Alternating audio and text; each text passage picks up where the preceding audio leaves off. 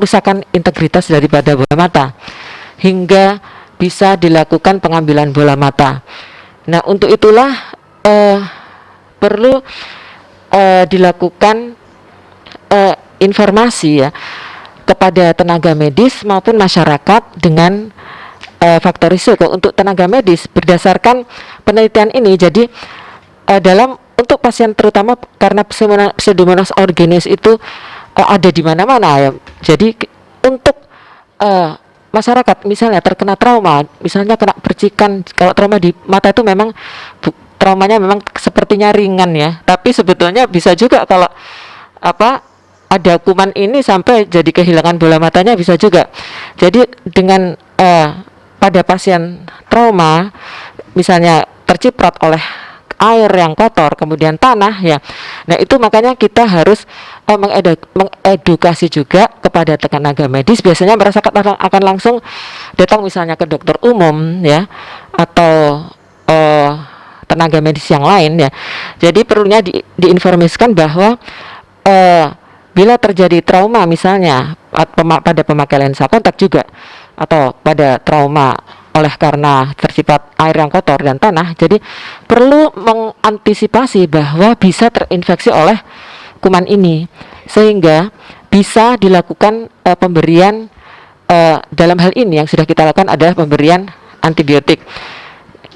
Dan perlu juga dijelaskan bahwa pada biasanya pada tenaga medis yang kurang mengetahui informasi, mereka juga memberikan steroid. Nah, itulah yang merupakan kontraindikasi pada kuman dengan Pseudomonas aeruginosa ini. Jadi itulah makanya perlu dilakukan edukasi oleh karena sifat dari kuman ini yang bersifat akut dan yang cepat menimbulkan kerusakan yang parah, Prof. Baik, terima kasih jawabannya. Saya sangat puas. Terima kasih pimpinan sidang. Wassalamualaikum warahmatullahi wabarakatuh. Terima kasih Prof. Indri. Untuk berikutnya kami persilakan Dr. Hajah Isnaini, Magister Sains Apoteker. Silakan.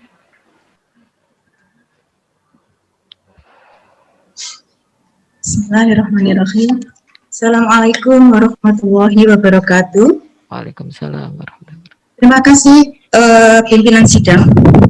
Pertama saya ingin juga menyampaikan selamat kepada Dr. Ismi ya, yang sebentar lagi sudah menyelesaikan program studinya di pendidikan dokter. Ada 3 pertanyaan saya terkait apa yang tadi sudah disampaikan. Yang pertama adalah kalau saya baca Pseudomonas aeruginosa yang digunakan ini apakah hanya satu strain ya? Kalau misalnya satu strain, bagaimana terkait representasi atau apakah hasil yang diperoleh ini bisa digeneralisasi untuk semua strain Pseudomonas aeruginosa yang menginfeksi kornea? Itu pertanyaan saya yang pertama. Kemudian yang kedua, apakah penelitian ini hanya bersifat kualitatif terkait misalnya tadi menggunakan kontrol negatif ya, yang tidak di-treat, berarti apakah tidak bisa dikuantitasi misalnya berapa persen kenaikan atau penurunan ekspresi parameter-parameter yang diamati tadi, misalnya Caspase 1, Caspase 3, TNF-alpha, RIPK1, RIPK3 begitu. Jadi berapa persen dibandingkan dengan yang tidak di-treat misalnya. Dan yang terakhir, bagaimana interaksi pengaruh parameter-parameter tersebut. Karena ini saya baca kok belum dibahas belum dimasukkan di dalam pembahasan. Terima kasih. Terima kasih Dr. Isnaini atas pertanyaannya. Ya, jadi kami pada penelitian ini menggunakan Pseudomonas aeruginosa yang diambil dari pasien keratitis yang rawat inap di ruang mata. Jadi memang tidak diketahui strainnya. Jadi dari pasien yang rawat inap di ruang mata kemudian dikultur di Laboratorium Mikrobiologi Klinik Rumah Sakit Dr. Sutomo. Dan biasanya strain ini mungkin juga untuk keperluannya untuk juga sensitivitas antibiotik. Kemudian yang kedua, penelitian saya ini menggunakan data-data secara kuantitatif. Menggunakan data-data yang kuantitatif dihitung, kemudian juga menghitung besar sampelnya juga dihitung secara kuantitatif. Tapi pada kontrol negatif, ya memang kontrol negatif ini kita lakukan oleh karena untuk melihat homogenitas dan kondisi jaringan sebelum dilakukan penelitian. Tetapi bila dihitung memang bisa juga dihitung berapa persen kenaikan dibanding kelompok insisi maupun kontrol. Ya, untuk masing-masing sampai kelompok insisi maupun kelompok kontrol kita temukan kenaikan yang cukup signifikan. Masing-masing ada yang 4 kali sampai 9 kali. Jadi tetap bisa dihitung, Prof, meskipun tidak kita analisis, tetapi bisa tetap dihitung. Kemudian yang selanjutnya adalah bagaimana interaksi pengaruh parameter-parameter. Ya, kebetulan dalam penelitian saya ini analisis jalur itu tidak menganalisis interaksi antar variabel. Oleh karena pada awal kerangka konseptual kami yaitu variabel yang diliti adalah kuman Pseudomonas aeruginosa serta marker yang saya sebutkan tadi ada 5 marker. Tetapi pada analisis jalur ini memang tidak menganalisis interaksi antar variabel, Dok. Gitu, Dok. Mungkin bisa dianalisis dengan analisis lain. Jadi barangkali itu bagus sekali kalau dianalisis sehingga kita bisa tahu parameter mana yang dominan itu. Kemudian tadi kalau memang sudah ada data kuantitasi itu sebaiknya dimasukkan karena sayang kalau misalnya tidak dimasukkan. Padahal ini bisa dihitung secara kuantitatif itu. Baik, terima kasih. Ya. Saya puas dengan jawaban Promo Penda. Saya kembalikan kepada pimpinan sidang. Wassalamualaikum warahmatullahi wabarakatuh. Waalaikumsalam. Terima kasih Dr. Hajah Isnaini. Jadi ini suatu penelitian yang menarik sehingga penyangga ingin menambah pertanyaan terusnya. Untuk berikutnya kami siap persilakan Dr. Afif Nurul Hidayati, Dokter SPKK, PNSDV, VAADV. Silakan Dr. Afif. Prof. Ya. Terima kasih banyak Prof. Ketut. Assalamualaikum warahmatullahi wabarakatuh buat semuanya. Yang pertama kami sampaikan alhamdulillah selamat kepada Dr. Ismi, spesialis mata konsultan sudah sampai pada tahap ini. Mudah-mudahan disertasinya ini akan bermanfaat dan berikan suatu keberkahan kepada banyak umat ya. Amin. Kemudian kenapa? Amin ya rabbal alamin. Kemudian ingin saya tanyakan yang pertama tentang RIP K3.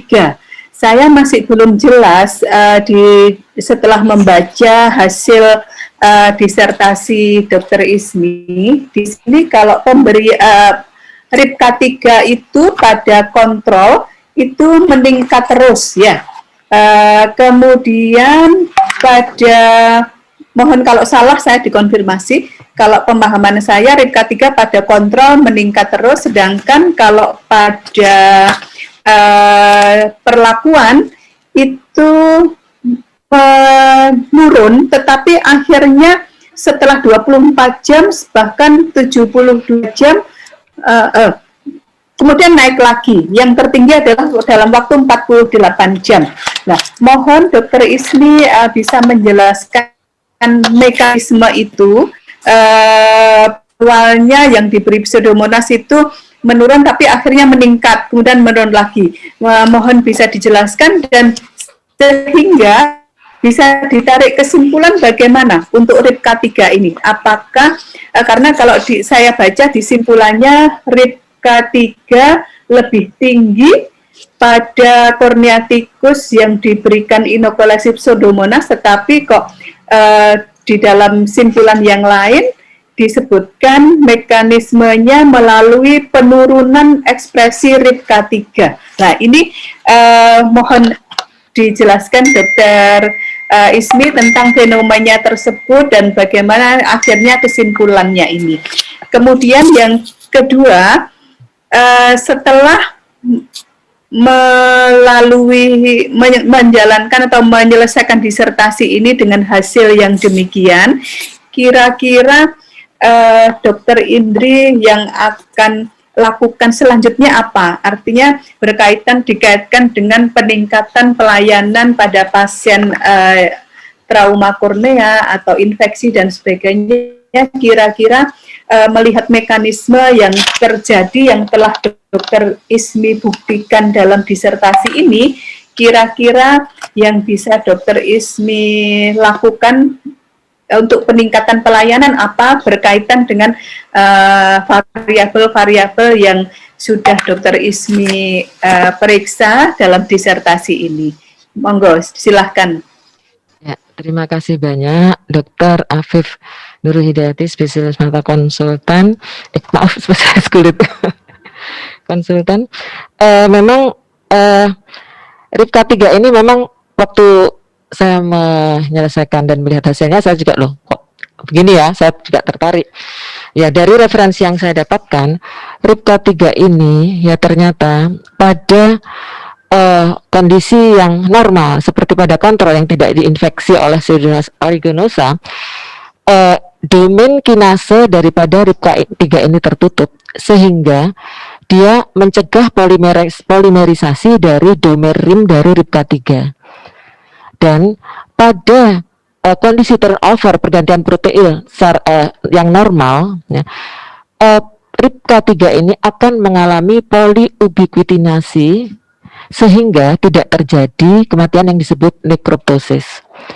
Dan RIPK3 ini juga akan didegradasi dengan cepat oleh proteosom. Nah, itulah mengapa pada kelompok kontrol RIPK3 ini meningkat tetapi tidak menimbulkan tidak menimbulkan kerusakan pada kornea. Sedangkan pada kelompok perlakuan ya, dikatakan bahwa RIPK1 itu dapat mencegah peningkatan daripada RIPK3 dependent lethality yang diikat dengan TRIF. Seperti pada kerangka maksud saya kerangka konseptual yang di bagian atas berikatan dengan TRIF ya. Jadi RIPK3 itu selain bisa diikat dimediasi melalui TNF alpha, juga bisa melalui TRIF yang yang diikat seperti pada kerangka konseptual saya, yaitu melalui TLR4. Jadi TRIF ini, selain itu TRIF ini juga bisa mengikat RIPK3 yang tidak mempunyai kinase. Dan selanjutnya RIP3 yang alasan selanjutnya yang terakhir yaitu RIP3 ini memang dapat diperlemah oleh karena bila terjadi mutasi pada domain rim RIPK3. Ya. Demikian Dr. Afif. Kemudian yang selanjutnya ya, dalam pelayanan trauma ya, memang seperti yang kita ketahui bersama bahwa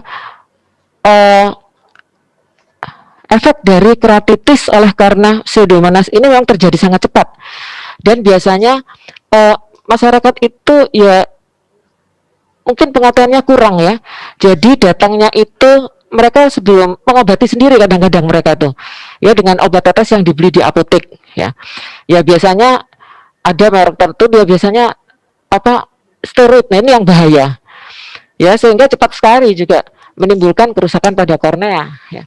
Untuk itu maka memang yang paling perlu yaitu melakukan edukasi sekali lagi terhadap masyarakat maupun tenaga medis ya, bahwa untuk pasien-pasien dengan risiko misalnya pengguna lensa kontak itu juga, pengguna lensa kontak juga banyak dalam statistik juga biasanya disebabkan oleh Pseudomonas aeruginosa selain oleh karena Acanthamoeba. Tetapi kalau Acanthamoeba itu prosesnya lama ya. Jadi yang cepat ini memang Pseudomonas. Juga terdapat juga pada pasien-pasien maupun masyarakat yang terkena trauma tadi. Jadi sekali lagi mungkin edukasi. Oleh karena edukasi ini menurut saya yang paling penting yang dapat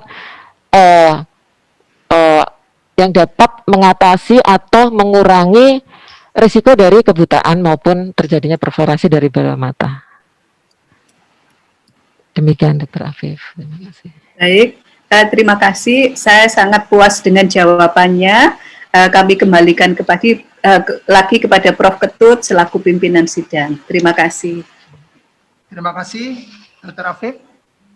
Untuk berikutnya kami persilahkan pada Dr. Rohmah Kurnia Santia, Dokter Hewan Magister Sains. Silakan. Baik, terima kasih pimpinan sidang. Saya juga ingin menyampaikan selamat Dr. Ismi atas pencapaiannya sampai detik ini, kurang beberapa menit lagi mungkin ya sudah mencapai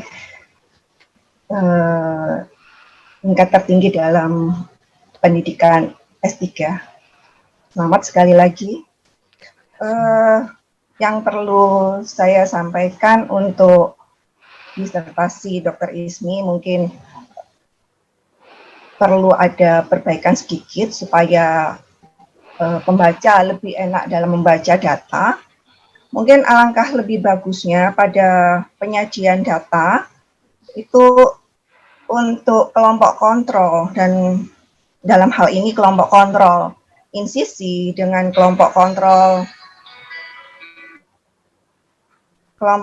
insisi dengan kelompok kontrol perlakuan insisi yang diberikan Pseudomonas aeruginosa itu ditampilkan dalam satu tabel sehingga tidak terpisah, sama dengan penampilan penyajian pada gambar grafiknya itu kan dibandingkan antara kelompok kontrol yang insisi dengan kelompok insisi dan yang ditambahkan Pseudomonas aeruginosa, sehingga akan lebih enak dibaca, sehingga tidak bolak-balik membacanya, membandingkan antara kontrol kemudian membalik lagi mana yang diberikan ditambahkan dengan bakteri, seperti itu. Mungkin akan lebih bagus penyajian datanya seperti itu, dan mungkin tidak terlalu penyajiannya untuk jurnal juga nantinya akan lebih bagus, tidak seperti penyajian dalam mean standar deviasi sendiri. Jadi mean plus minus standar deviasi, median mungkin tidak perlu, minimum tidak perlu, maksimalnya mungkin tidak perlu. Jadi mungkin akan lebih bagus dibandingkan langsung seperti pada grafik itu kan langsung dibandingkan antara kontrol yang insisi saja dan kontrol yang plus bakteri. Itu mungkin saran ya untuk perbaikan penyajian dalam hal penyajian datanya. Kemudian yang ingin saya konfirmasikan untuk hasil penelitian ini, pertama pemakaian hewan coba. Dr. Ismi menggunakan hewan coba red nggih. Jadi ada 53 mungkin ya. Dan itu mungkin akan cukup menguras dana juga mungkin. Nah, yang ingin saya perlu konfirmasi, apakah memang pemakaian red ini sudah mewakili untuk penelitian ini? Apakah kalau menggunakan red ini akan menghasilkan yang diharapkan epitelnya itu akan rusak dengan insisi, atau dengan penambahan bakteri itu akan bertambah rusak, atau dia lebih peka terhadap bakteri Pseudomonas aeruginosa. Nah, itu juga perlu ditampilkan. Kenapa harus menggunakan hewan coba tikus atau rat itu, tidak menggunakan mencit misalnya, atau misalnya tidak menggunakan hewan coba yang lain, misalnya kelinci. Ya, mohon konfirmasi. Kemudian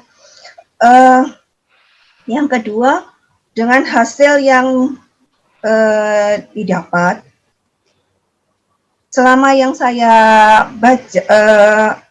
baca di disertasi ini, apakah benar ekspresi dari masing-masing variabel itu memang hasil dari perlakuan. Artinya ekspresi itu yang insisi, kemudian yang insisi plus Pseudomonas aeruginosa itu memang murni karena adanya insisi dan pemberian Pseudomonas aeruginosa, atau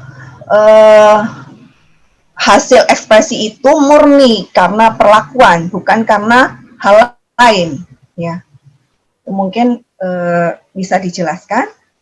Kemudian satu lagi, saya minta bonus ke pimpinan sidang. Sebenarnya ada beberapa pertanyaan, tapi ada beberapa yang sudah gugur pertanyaan saya. Waktu pengamatan, kalau dilihat waktu pengamatan, ada beberapa waktu pengamatan 1, 6, 12, 24, 48, 72. Dan dari beberapa yang saya tangkap, karena Pseudomonas aeruginosa ini memang akut, sehingga pengamatannya 3 hari, seperti itu. Tapi apa yang mendasari sehingga perlu pengamatan yang beberapa kali pengamatan, ya, direplikasi 1 jam, 6 jam, 12, 24, 48, 72. Itu apa yang mendasari pengamatan dengan beberapa kali pengamatan itu. Kemudian kalau dari hasil pengamatan waktu itu, bagaimana implikasi terhadap masing-masing variabel itu? Apakah sama variabel-variabel yang digunakan pada penelitian itu, bahwa pada ekspresi variabel-variabel itu pada 40 jam itu akan cenderung naik dan kemudian turun dengan sendirinya, sama ketika itu secara fisiologis atau secara normal tanpa diberi perlakuan. Mungkin itu saja yang perlu dikonfirmasi. Terima kasih. Pertanyaannya banyak. Ya. Terima kasih Dr. Hewan Rohmah Kurniajisanti atas pertanyaan, dan terima kasih juga atas sarannya, akan kami pertimbangkan. Terima kasih. Kemudian untuk pertanyaan, ya, jadi memang saya dalam penelitian ini menggunakan hewan coba tikus, ya, bukan yang mencit, karena kalau mencit itu terlalu kecil matanya, dan kebetulan yang Wistar ini cukup untuk dalam rangka kita untuk menginvasi korneanya. Jadi tidak terlalu kecil seperti mencit, ya. Kemudian kita juga melakukan hewan coba tikus. Sebetulnya tikus ini sebetulnya merupakan binatang coba primer di dalam bidang imunologi. Tikus ini juga merupakan alat dan protokol dalam menjelaskan mekanisme pertahanan inang terhadap infeksi. Juga tikus ini banyak mengekspresikan faktor-faktor pertumbuhan kornea manusia. Itu yang mendasari bahwa saya melakukan penelitian ini pada tikus. Juga tikus ini lebih tahan stres daripada kelinci. Ya. Itu yang mendasari saya melakukan percobaan dengan tikus Wistar ini. Kemudian, ya, hasil apakah benar ekspresi masing-masing variabel menghasilkan mempengaruhi hasil daripada perlakuan. Ya. Jadi di sini sebetulnya pada insisi dan kontrol ekspresi variabel-variabel yang saya teliti itu dikatakan meningkat secara signifikan. Ada yang menurun ya, tapi bernilai signifikansi yang semuanya menghasilkan ekspresi yang signifikan. Ya, apakah memang bukan oleh karena hal lain ya? Jadi ini memang bisa dipengaruhi oleh hal lain ya, oleh karena kami juga tidak memeriksa atau meneliti yang berhubungan dengan sitokin-sitokin yang lain maupun sel imun yang lain. Jadi mungkin ini memang perlu dilakukan penelitian-penelitian selanjutnya, ya, seperti pada saran saya, yaitu melakukan penelitian-penelitian dengan melibatkan sitokin maupun sel imun yang lain. Kemudian yang selanjutnya adalah waktu pengamatan. Jadi ya memang yang mendasari perlu pengamatan beberapa kali, seperti yang Dr. Rahmat juga sampaikan tadi. Memang kuman Pseudomonas aeruginosa ini bersifat akut ya, dan juga sesuai dengan kondisi klinis ya. Jadi kuman Pseudomonas aeruginosa itu memang dalam beberapa hari bisa menyebabkan kerusakan jaringan kornea yang parah ya. Ya, untuk itulah kami melakukan penelitian ini berdasarkan 1 jam, 6 jam, 12 jam, dan seperti kita ketahui bersama bahwa dalam waktu 1 sampai 2 jam itu innate immunity itu melakukan perannya, dalam hal ini sel epitel kornea. Dan juga dalam pengamatan dalam waktu 1 sampai 12 jam itu mulai terdapat kekeruhan, tetapi pada waktu 6 jam masih jernih. Tetapi pada penelitian yang sebelumnya dikatakan bahwa kuman ini sudah bisa mempengaruhi sel epitel itu dalam waktu 8 jam, seperti yang dalam gambar saya pada waktu awal presentasi. Ya, jadi apakah waktu implikasi, yaitu apakah secara fisiologis sama dengan ya, secara fisiologis ekspresi daripada variabel-variabel ini memang sepertinya sama ya, sama fisiologis dan kelompok perlakuan sepertinya sama trennya, yaitu dia agak meningkat, kemudian meningkat pada waktu 48 jam, kemudian menurun lagi. Tetapi pada kondisi yang pada kelompok kontrol yang tanpa diinfeksi dengan kuman ya, tanpa diinfeksi kuman, itu variabelnya meningkat, tetapi epitelnya sembuh kembali, sembuh dalam waktu 72 jam. Jadi dalam referensi juga dinyatakan dengan dengan perlukaan atau abrasi yang pada superficial itu tanpa infeksi memang bisa sembuh sendiri dalam waktu 72 jam. Tetapi pada kelompok yang perlakuan ya, memang trennya juga meningkat kemudian menurun ya.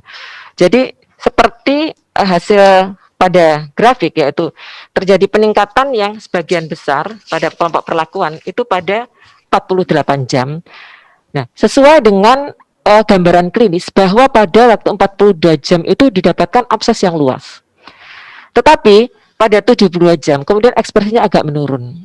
Jadi sesuai dengan gambaran klinis juga pada kornea tikus yang saya tampilkan tadi, kornea tikus itu abses, juga terdapat abses, tetapi disertai dengan penipisan kornea. Nah, itulah sebabnya ekspresi ini karena korneanya sudah menipis, jadi epitelnya sudah habis. Tinggal bagian posterior daripada kornea. Jadi itu terima kasih, itu penjelasan saya, Dr. Rahma. Baik, Dr. Ismi, saya hanya ingin memastikan untuk penelitian ini apakah dilakukan pemeriksaan untuk yang tanpa perlakuan? Maksudnya yang normal tidak diperiksa? Iya. yang tanpa diinsisi dan tanpa di apa Iya. namanya diberi di treat dengan Pseudomonas aeruginosa